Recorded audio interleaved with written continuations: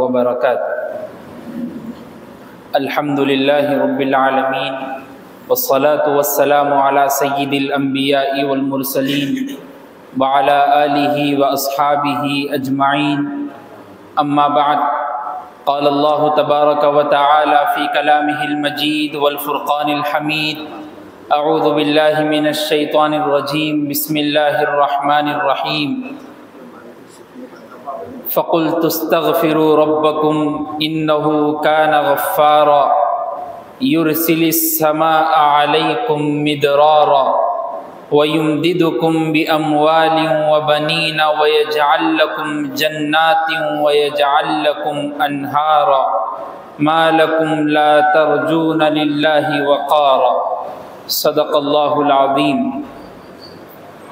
اللهم صل وسلم وبارك على سيدنا محمد وبارك وسلم اللهم صل وسلم وبارك على سيدنا محمد وبارك وسلم اللهم صل وسلم وبارك على سيدنا محمد وبارك وسلم معزز سامعین کرام، محترم بزرگوں اور دوستوں،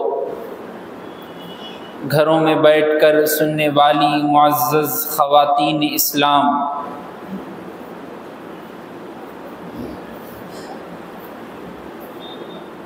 مال کی کثرت،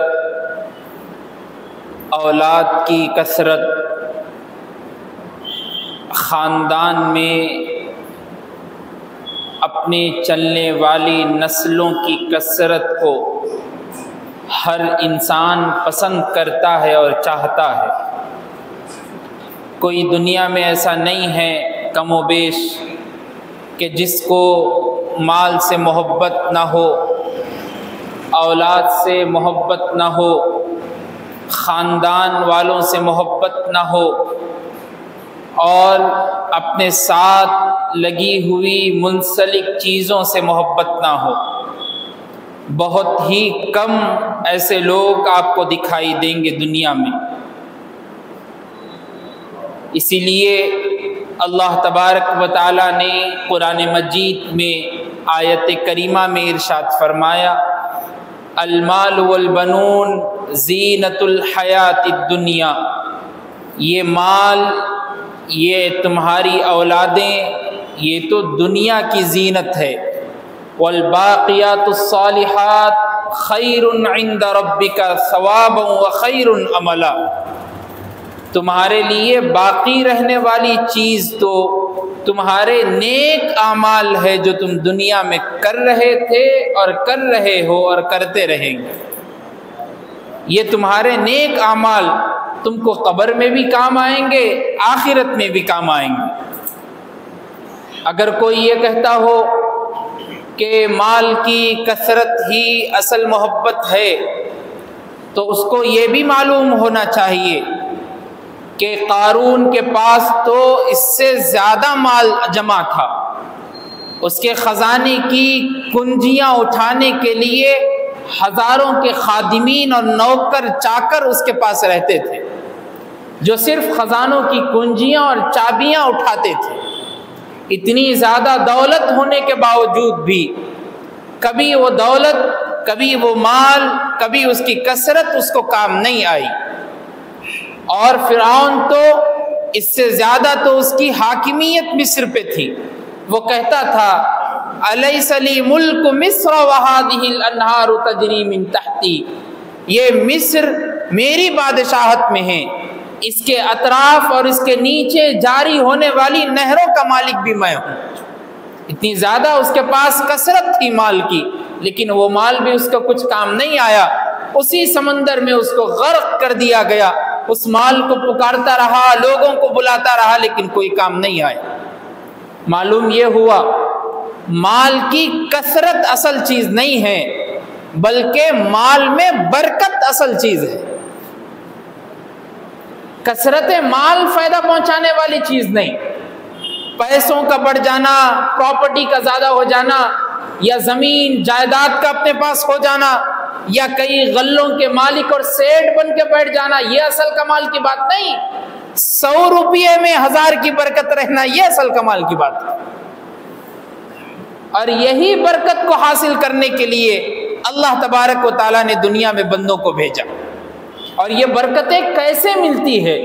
نبی کریم صلی اللہ علیہ وسلم نے وہ عمل کر کے بتایا، صحابہ کرام رضوان اللہ علیہم اجمعین کی جماعت نے وہ عمل کر کے بتایا، تابعین نے، اولیاء نے، فقہا نے، علماء نے وہ عمل کیا۔ اور آج بھی کئی اللہ والے دنیا میں ایسے ہیں جن کی تنخواہیں 5 سے 6 ہزار روپے ہیں، لیکن ماہانہ پورے 5,000 6,000 میں اللہ نے اتنی برکت چھپا رکھی ہے کہ وہ 6-7 ہزار ان کو 70-80 ہزار سے زائد دکھائی دیتی۔ یہ مال کی کثرت نہیں بلکہ برکت ہے۔ اللہ کے رسول صلی اللہ علیہ وسلم کے پاس حضرت ابو ہریرہ رضی اللہ تعالیٰ تشریف لائے۔ پہلے ابو بکر صدیق رضی اللہ تعالیٰ کے پاس پہنچے، پہنچ کر کہا کہ میرے لیے ایک مسئلہ ہے، وہ مجھ کو بتا دیجئے۔ ابو بکر صدیق نے وہ مسئلہ بتا دیا، لیکن ان کو بہت زیادہ بھوک لگی ہوئی تھی، اس بھوک کو محسوس نہیں کیے۔ حضرت عمر فاروق کے پاس گئے، ان سے بھی کہا کہ ایک مسئلہ ہے بتا دیجئے، انہوں نے بھی مسئلہ بتا دیا لیکن بھوک کو محسوس نہیں کیا حضرت ابو ہریرہ کی۔ اس کے بعد اللہ کے رسول صلی اللہ علیہ وسلم کے پاس آئے اور آ کر کہا ایک مسئلہ ہے، اگر میں آپ سے پوچھنا چاہتا ہوں اگر اجازت ہو۔ اللہ کے رسول صلی اللہ علیہ وسلم نے کہا اجازت ہے۔ مسئلہ بھی پوچھا، اس کے بعد کہا ایسا معلوم ہوتا ہے کہ تم بھوک کی شدت میں ہو۔ ابو ہریرہ نے کہا رضی اللہ تعالیٰ، ہاں اللہ کے رسول صلی اللہ علیہ وسلم مجھے بھوک لگی ہے۔ اللہ کے رسول صلی اللہ علیہ وسلم نے گھر میں معلوم کیا کہ گھر میں کچھ ہے۔ آپ کی زوجہ مطہرہ نے اندر سے آواز دی، گھر میں ایک دودھ کا پیالہ رکھا ہوا ہے جو ابھی آپ کے لیے ہدیتاً تحفتاً آیا ہے، جو گھر میں موجود ہے، اس کے علاوہ گھر میں کوئی چیز موجود نہیں ہے۔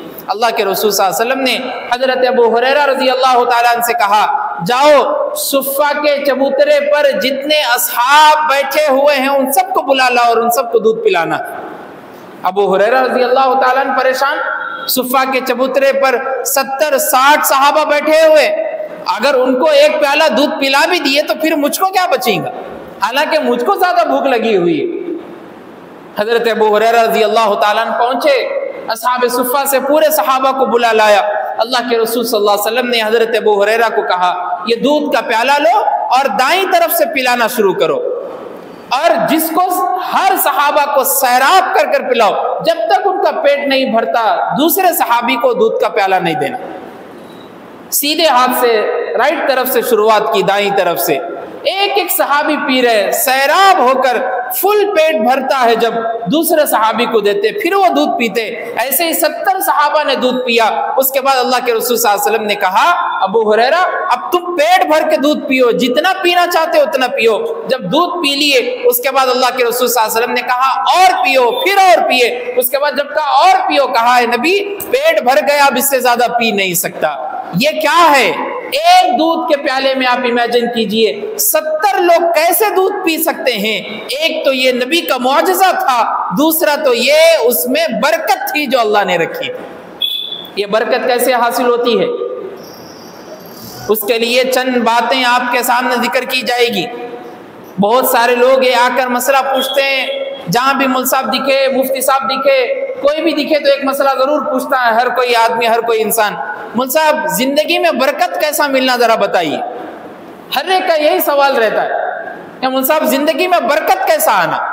تو اس کے لیے چند اسباب ایسے ہیں جن کو چھوڑنا بھی ہے اور چند اسباب ایسے ہیں جن پر عمل کرنا ہے۔ پہلے چند اسباب کون سے ہیں جن کو چھوڑنا ضروری ہے وہ آپ سن لیجئے۔ سب سے پہلی چیز جس کو چھوڑنا ضروری ہے زندگی میں برکت حاصل کرنے کے لیے وہ ہے سودی لین دین، مٹی کا کاروبار، انٹرسٹ کا کاروبار، بڑھوتری کا کاروبار۔ جتنی زیادہ اللہ کو اس کاروبار سے نفرت ہے کسی اور کاروبار سے نہیں۔ قرآن مجید میں کسی بھی گناہ اور کسی بھی غلطی کی سزا جہنم لکھی ہوئی ہے۔ اگر کوئی انسان کسی کا قتل کرتا ہے تو اس کو جہنم کی سزا ہے، کوئی انسان زنا کرتا ہے تو اس کو جہنم کی سزا ہے، کوئی نمازیں چھوڑتا ہے تو قبر میں عذاب ہے، جہنم کی سزا ہے۔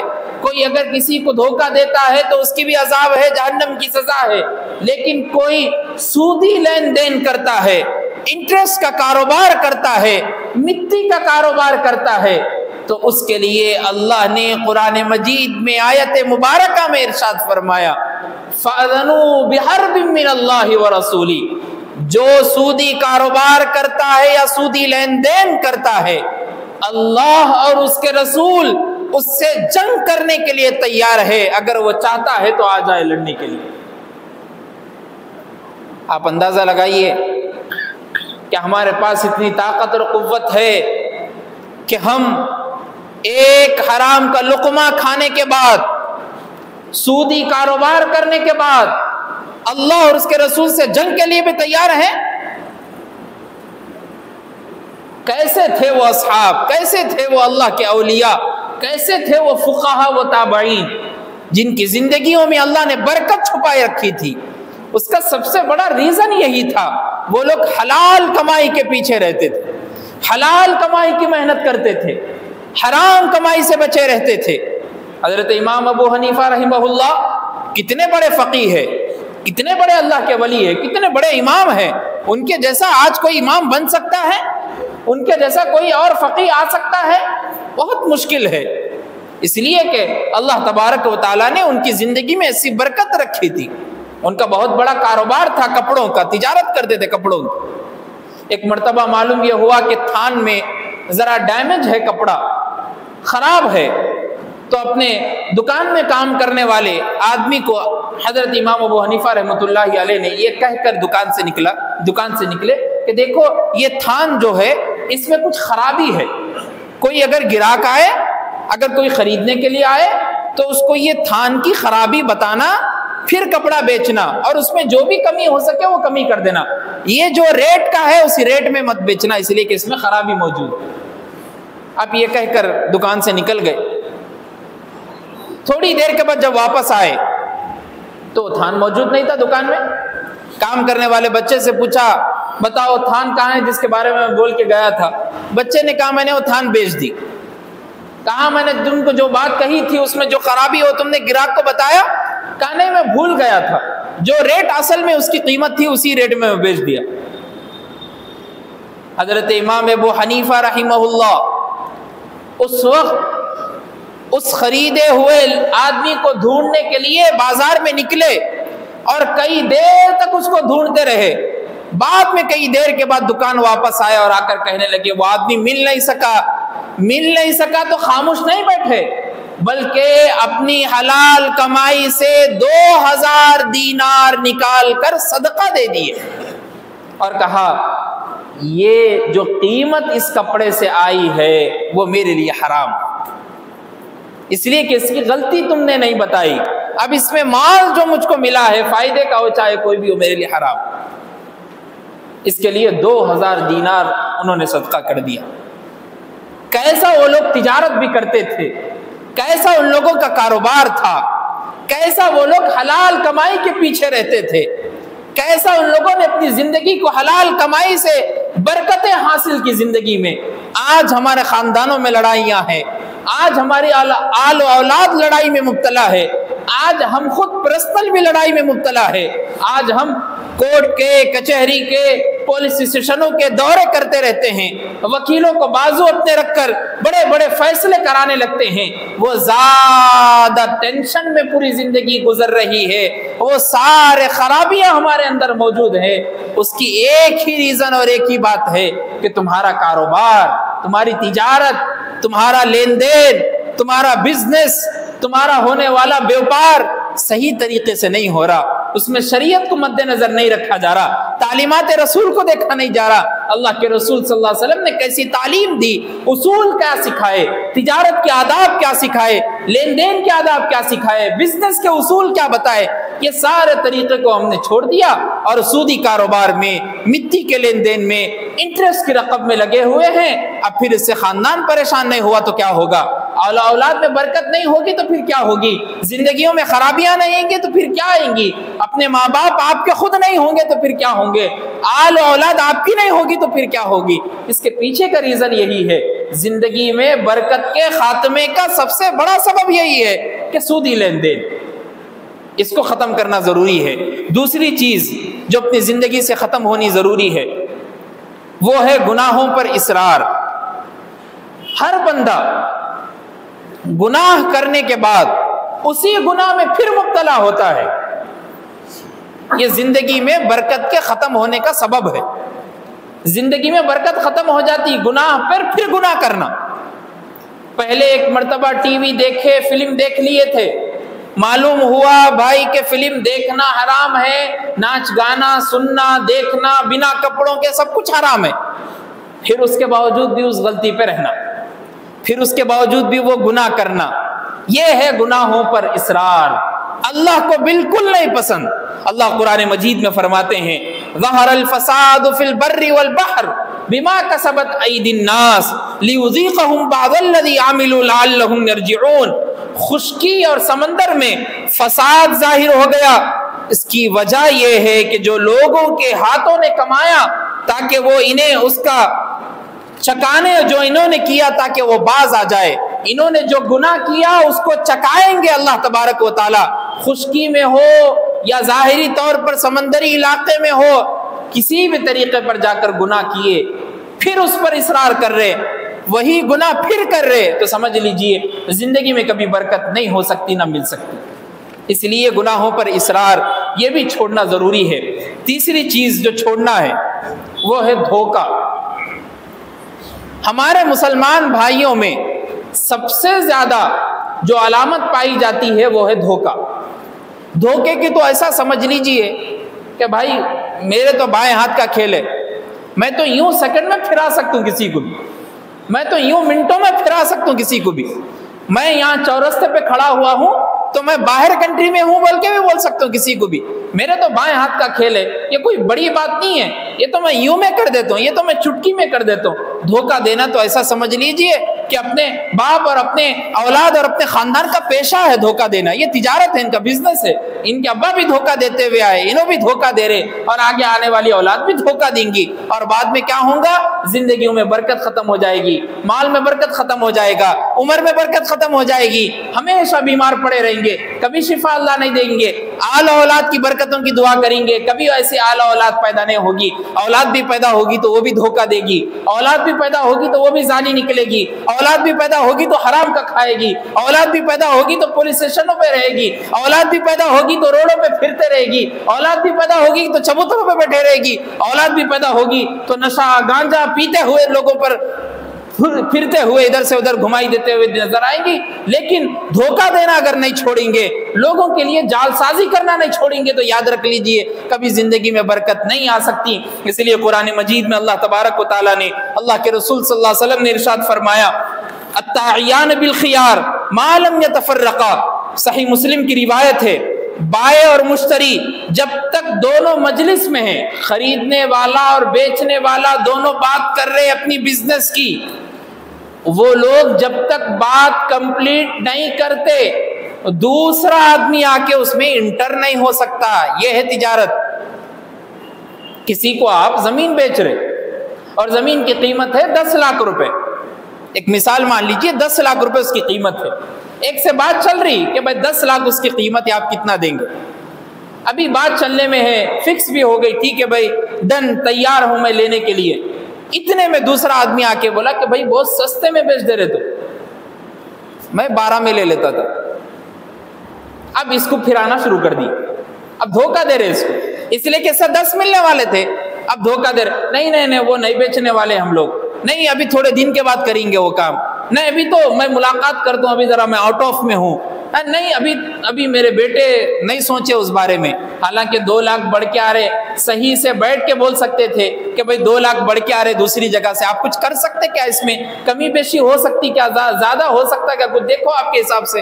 حضرت عثمان بن عفان رضی اللہ تعالیٰ عنہ کے بارے میں ملتا ہے، ایک شخص مدینے میں رہتا تھا، اس نے حضرت عثمان بن عفان کو زمین بیچی، زمین بیچنے کے بعد اس کی قیمت بھی طے ہو گئی، سب طے ہو گیا، زمین حضرت عثمان بن عفان کے نام پہ بھی کر دی گئی، اب رقم دینی باقی تھی، وہ تاریخ کو اس جگہ پر رقم دینا تھا، وہ تاریخ کو پہنچے حضرت عثمان بن عفان رضی اللہ تعالیٰ عنہ رقم لے کر، اور جب پہنچے تو وہ آدمی نہیں تھا، پریشان ہو گئے، ڈھونڈتے رہے، کئی دیر کے بعد معلوم ہوا کہ وہ آدمی فلاں باغ میں بیٹھا ہوا ہے۔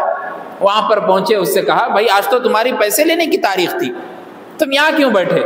اس شخص نے کہا میں شرمندہ ہوں آپ سے بولنے کے لیے، وہ جو زمین میں آپ کو بیچا اس سے زیادہ قیمت مجھے کہیں اور آ رہی تھی، اب وہ پیسہ میں لینے کو دل نہیں چاہ رہا۔ حضرت عثمان بن عفان رضی اللہ تعالیٰ مسکرائے اور مسکرا کر کہنے لگے اتنی سی بات، اگر تم مجھ سے کہتے کہ اس کا کچھ دینار اور درہم بڑھ کے دے دو تو میں تم کو ضرور دے دیتا، تم کو ناراض ہونے کی ضرورت نہیں تھی۔ یہ ہے کاروبار، یہ ہے تجارت، یہ ہے بزنس۔ بائع اور مشتری، خریدنے والا بیچنے والا دونوں محبت میں رہ کر، دونوں آپسی اتفاق کے ساتھ تجارت اور کاروبار کریں گے تو اللہ برکت دیں گے، زندگی میں بھی برکت ہوگی، مال میں بھی برکت ہوگی، عمر میں بھی برکت ہوگی، خاندان اور پیسے اور دولت میں بھی برکت ہوگی۔ اگر دھوکہ دیں گے، کسی کو دے کر بھاگ جائیں گے، کسی کا ہڑپ کر بھاگ جائیں گے تو یاد رکھیے تھوڑی دیر کے واسطے سے خوش ہو سکتے، مال اور دولت دیکھ کے تو راحت معلوم ہو سکتی اور محسوس کر سکتے، لیکن پیدا ہونے والی اولاد اور آنے والی نسل کبھی ویسے نہیں بن سکتی جیسا آپ چاہ رہے اور جیسے آپ امیجن کر رہے۔ اس لیے زندگی میں برکت حاصل کرنے کے لیے دھوکہ دینا بھی چھوڑنا ضروری ہے۔ یہ چیزیں احادیث میں اور روایتوں میں، بہت ساری روایتوں میں اس کا ثبوت ملتا ہے۔ پانچویں چیز جو چھوڑنی ضروری ہے زندگی میں برکت کے لیے، لوٹ مار کے کھانا۔ لوٹ مار کے کھانا، یہ لوٹ مار کے کھانے میں تقریباً حیدرآباد میں مسلمان ہی زیادہ ہے۔ کہیں بھی خالی زمین دکھی وہ وقف کی ہے، لیکن سب سے پہلے ان کا قبضہ رہتا ہے۔ وہ وینچر بنا دیے، مسجد ڈال دیے، مسجد کے اوپر حصے میں یا بازو حصے میں گھر کے 4 فلور اٹھا دیے، اور مسجد ابھی سلار میں بن رہی ہے۔ کیا ہے بھائی؟ مسجد ہے، وقف کی زمین ہے، یہ بازو نہیں، وہ مول صاحب کو رہنے کے واسطے نیچے کمرہ بنا، مول صاحب کو 6 بلڈنگ بنا دیے، نہیں اوپر ہم لوگ بھی رہ رہے۔ اب یہ بولو پہلے کیا آپ کے رہنے کے واسطے مسجد کی جگہ ہڑپ کر لیے، اور بعد میں کیا بولیں گے؟ وقف ترمیمی بل منسوخ ہو جانا۔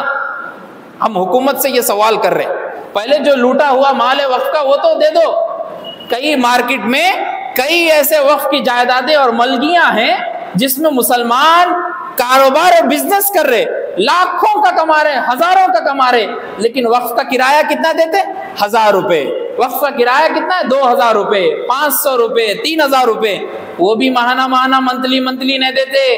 20 مہینوں کا، 30 مہینوں کا بچا ہوا ہے، لینے کے واسطے گورنمنٹ سے کوئی آفیسر یا خادم آیا تو اس کو بولتے میں کتنا پرانا ہوں معلوم ہے نا تمہارے کو، میں کون سے روڑی کا بھائی ہوں معلوم ہے نا آپ کو، میں کہاں رہتا ہوں، کتنے مرڈر ہے ہمارے نام پہ۔ اب انہیں ڈر میں ہے، میں کیا کروں بھائی، میں تو مانگنے کے واسطے وہ بھی نہیں دے رہے۔ کئی ایسے ہمارے حالات ہیں، لوٹ مار کے کھانا۔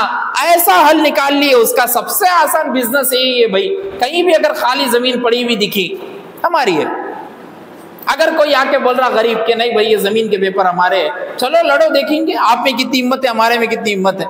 اب وہ غریب کہاں تک لڑیں گا، کہاں تک اس کے بارے میں بات کریں گا، زیادہ سے زیادہ 20 لاکھ 30 لاکھ دے سکیں گا۔ ان کے پاس تو پہلے سے لوٹ مار کے کھا کے ٹینکی بھی بڑی ہو گئی، کاراں بھی بڑے ہو گئے، گھر بھی بڑے ہو گئی، وہ ٹینکی پیٹ نہیں سنبھل رہا صحیح سے، اب دوسرے لوگوں کو سنبھالنے کی کوشش کر رہے۔ یہ حرام کا کھا کے پیٹ بڑا ہو گیا تو اب دوسرے لوگ اور دوسرے حلال کمائی رکھنے والوں کے بھی پیٹ مار کے کھانے کی یہ ارادہ ہے اور یہ چاپلوسی ہے، اور یہی ان لوگوں کی پالیسی ہے۔